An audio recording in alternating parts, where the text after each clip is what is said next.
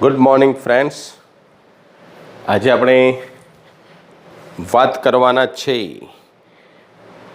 બિન પ્રમાણિત કોષના કોષ પોટેન્શિયલની સંતુલન અવસ્થા એ અથવા તો બીજી વાત કરવાની છે સાંદ્રતા કોષ વિશેની, પીએચ વિશેની. ઓકે, ચાલો. છેલ્લા પિરિયડમાં આપણે વાત કરેલી બિન પ્રમાણિત કોષના કોષ પોટેન્શિયલની. આજે આપણે વાત કરીએ છીએ સંતુલને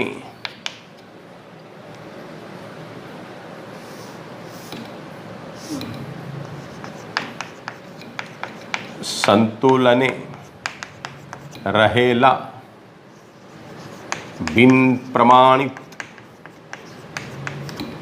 વિદ્યુત રાસાયણિક કોષ માટે નોન્સ્ટ સમીકરણ. ઓકે, ધારો કે ડેનિયલ નો કોષ સંતુલને છે.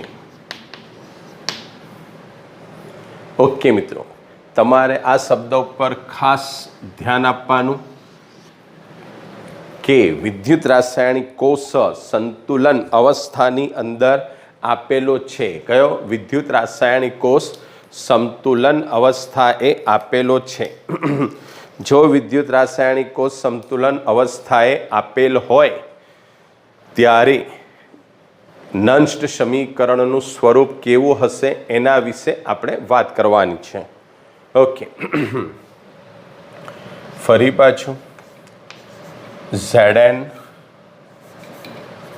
solid થી Zn plus 2 x1 molar salt bridge Cu plus 2 x2 molar Cu solid એ પ્રકારનો કંઈક ડેનિયલનો કોષ તમને આપેલો છે. ઓકે, એને માટે આપણે નંષ્ટ સમીકરણ વિકસાવવાનું છે. સૌથી પહેલાં તો પહેલો જે અર્ધ ભાગ છે તે એનોડ, પાછળનો અર્ધ ભાગ કેથોડ હોય. બેલેન્સ પહેલાં કરવાનું તો અહીંયા +2 છે, અહીંયા બી +2 છે, એટલે કે બંને બાજુનો +2 અને +2નો લસાઅ 2 એટલે કે n બરાબર 2 છે અને બેલેન્સ્ડ છે. જે લસા આવે એ જ તમારે માટે n. બરાબર? ઓકે, ચાલો. તો હવે બીજી એક અગત્યની વાત કે કોષ સંતુલને છે. કોષ સંતુલને છે માટે એને માટે સંતુલને જ હોય એટલે Kc બરાબર concentration of C into concentration of D upon concentration of A into concentration of B. બરાબર? A plus B tends to C plus D પ્રક્રિયા માટે. કઈ પ્રક્રિયા માટે? A plus B tends to C plus D પ્રક્રિયા માટે Kc બરાબર concentration of D, concentration of C into concentration of D upon concentration of A upon concentration of B. તો માટે અહીંયા આપણે Kc બરાબર શું લઈશું? તો કે અહીંયા Kc બરાબર કોન્સન્ટ્રેશન ઓફ એનોડ આયનની અને કોન્સન્ટ્રેશન ઓફ કેથોડ આયન, એનો પાવર પણ ગણી લઈએ x અને y. બરાબર? તો એનોડ આયનનો x ઘાત છેદમાં કેથોડ આયનનો y ઘાત આવે, એને આપણે Kc તરીકે લખશું. તો આપણું નંષ્ટ સમીકરણ શું થશે? તો કે E સેલ બરાબર E0 cell minus 0.059 upon n into log Kc. બસ આટલું જ લખી દેવાનું. બરાબર? E સેલ બરાબર E0 cell minus 0.059 upon n. Okay, હવે ઓકે, પરંતુ હવે બહુ જ અગત્યની વાત, બરાબર, અને તે યાદ રાખવાનું છે તમારે કે જો કોષ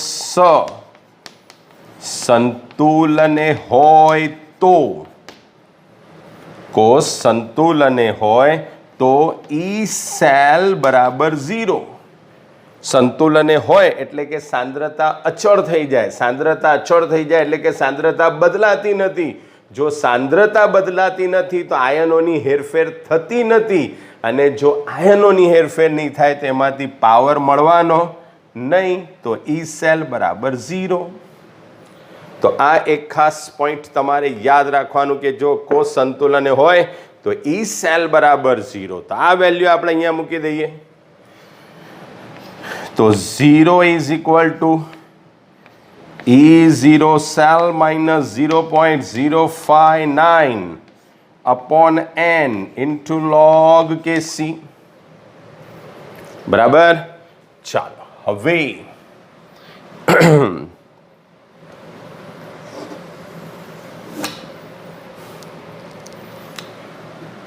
અહીંયા શૂન્ય છે, આખી સંખ્યા પેલી બાજુ લઈએ તો 0.059 upon n into log Kc બરાબર, આ સંખ્યાનો પેલી બાજુ લઈ જાઓ તો પ્લસ log Kc બરાબર શું થઈ જશે? E0 cell. શું થઈ જશે? E0 cell. So therefore log Kc બરાબર, આ સંખ્યા બીજી બાજુ જાય તો ઉલટાઈ જાય, n into E0 સેલ છેદમાં 0.059. હજુ એને સાદું રૂપ આપીએ તો Kc બરાબર antilog n into E0 cell, n into E0 cell upon 0.059. આ ફાઇનલ સમીકરણ યાદ રાખવાનું.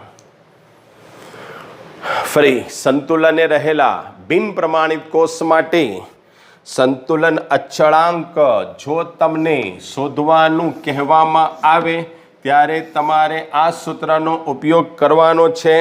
ડાયરેક્ટ આ સૂત્ર યાદ રાખશો તો બી ચાલશે. દાખલાઓમાં, MCQમાં, શોર્ટ ક્વેશ્ચનમાં, એન્ટ્રન્સમાં તમને આ વસ્તુ ખૂબ કામ લાગશે. Kc બરાબર antilog of n into E0 cell upon 0.059. Kc is equal to antilog n into E0 cell upon 0.059. એટલું યાદ રાખવાનું. ચાલો હવે આ થઈ વાત કોના વિશે? સંતુલને રહેલા બિન પ્રમાણિત કોષ માટે નંષ્ટ સમીકરણ. જો કોષ સંતુલને રહેલું હોય તો એમાંથી આપણને કોષ પોટેન્શિયલ પ્રાપ્ત થતો નથી. એ ખાસ યાદ રાખવાનું. બરાબર. ઓકે, આખો પ્રશ્ન એ રીતે બી પૂછી શકે, Kc શોધો એવું તમને ડાયરેક્ટ પૂછે, અથવા તો કોષ સંતુલને રહેલો છે એવું કહેવાને બદલે એમ પણ કહે કે કોષમાંથી વિદ્યુત પ્રવાહ મળતો બંધ થયો છે અને Kcની વેલ્યુ આટલી છે. બરાબર, તે તમારે શોધવાની છે. બરાબર, તો તમે Kc બરાબર antilog into n into E0 cell upon 0.059 ઉપરથી શોધી શકો. બરાબર. ચાલો બીજું,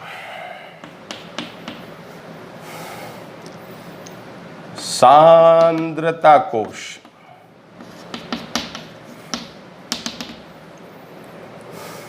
ઓકે, સાંદ્રતા કોષની વાત કરીએ તો બંને બાજુના અર્ધકોષ સમાન હોય અથવા તો બંને બાજુની ધાતુ સમાન હોય પણ સાંદ્રતા જુદી જુદી હોય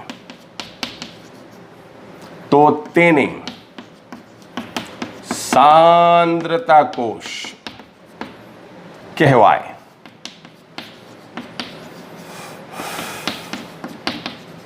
સાંદ્રતા કોષ માટે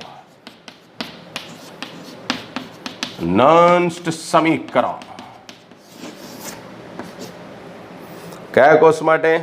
સાંદ્રતા કોષ માટે આપણે નંષ્ટ સમીકરણ તારવવાનું છે. ઓકે, ચાલો એની જો વાત કરીએ તો દાખલા તરીકે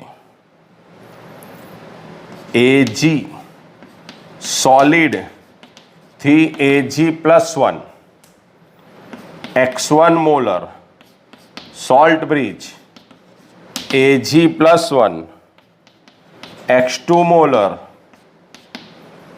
થી Ag સોલિડ.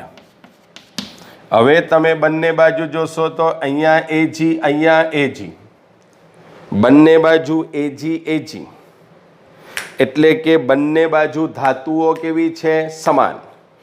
જો બંને બાજુ ધાતુ સમાન હોય તો એને કહેવાય સાંદ્રતા કોષ. એકની સાંદ્રતા x1, બીજાની x2, but x1 not equal to x2, એને કહેવાય સાંદ્રતા કોષ. 0.1, 0.2, 0.3, 0.4 એવી કંઈ પણ હોય, ટૂંકમાં બંનેની સાંદ્રતા સમાન નહીં હોય. હા, ધાતુ સમાન એટલે એને કહેવાય સાંદ્રતા કોષ. હવે બંને બાજુ ધાતુ સમાન છે તો પ્રમાણિત અવસ્થામાં તમે જશો તો પ્રમાણિત અવસ્થામાં તો બે અર્ધકોષ સમાન જ થઈ ગયા ને, તેમના કોષ પોટેન્શિયલનો તફાવત બી કેટલો થશે? 0. તો યાદ રાખવાનું, સાંદ્રતા કોષ માટે E0 સેલ બરાબર 0.0 વોલ્ટ. ઓકે, સાંદ્રતા કોષ માટે, કારણ કે બંને બાજુની ધાતુ તો એક જ છે, જે આની વેલ્યુ થશે તે આની વેલ્યુ થશે, બંનેનો તફાવત કેથોડ માઇનસ એનોડ, તો આ જ કેથોડ છે આ જ એનોડ છે, બંનેનો વોલ્ટેજ સમાન, તો તફાવત સંખ્યાનો સમાન 0 જ થશે ને. તો E0 સેલ બરાબર 0, E0 સેલ બરાબર 0. તો માટે નંષ્ટ સમીકરણ E સેલ બરાબર E0 cell -0.059/2 into log concentration of એનોડના આયનની સાંદ્રતા છેદમાં કેથોડના આયનની સાંદ્રતા. એનોડના આયનની સાંદ્રતા ભાગ્યા કેથોડના આયનની સાંદ્રતા. હવે અહીંયા ઘાત લખવાની જરૂર નથી, કારણ કે બંને બાજુ એક જ ધાતુ છે, તેમાંથી આયન બી એક જ પ્રકારનો બનશે, તે બેલેન્સ જ થઈ જશે, એટલે ઘાત મેં લખ્યા નથી. હવે E0 સેલ બરાબર તો 0, સો ધેરફોર ફાઇનલ સમીકરણ તમને મળે E સેલ બરાબર -0.059/2 માઇનસ ભૂલવાનું નહીં ઇન્ટુ લોગ કોન્સન્ટ્રેશન ઓફ એનોડના આયન અપોન કોન્સન્ટ્રેશન ઓફ કેથોડના આયન. એનોડના આયનની સાંદ્રતા અને કેથોડના આયનની સાંદ્રતા બરાબર. ઓકે, એના ઘાત સરખા થશે એટલે આપણે ઘાત લખતા નથી, તો કિંમતો તમે મૂકશો બરાબર.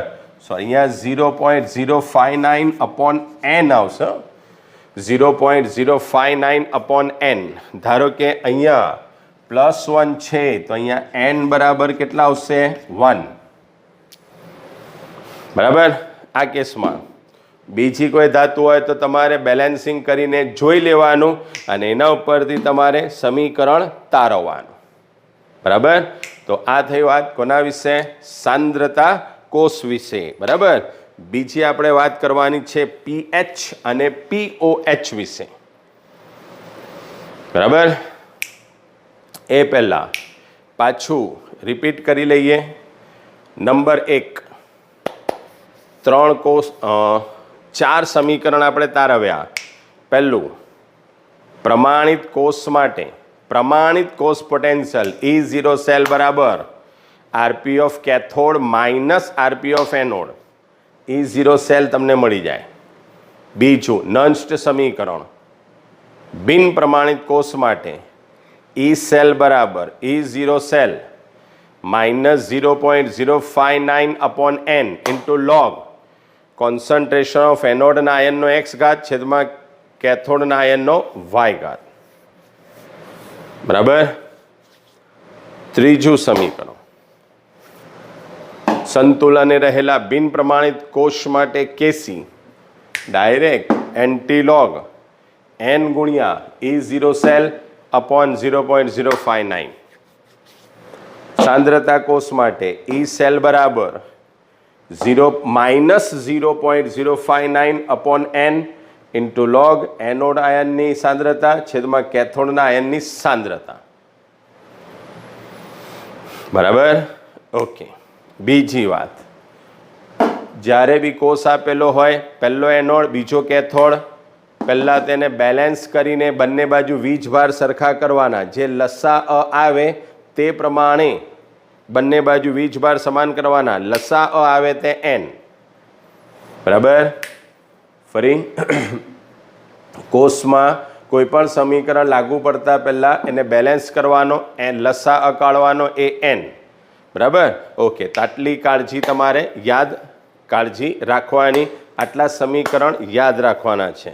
નેક્સ્ટ પીરિયડમાં આપણે pH વિશેની વાત કરીશું. Okay. Till then good bye friends.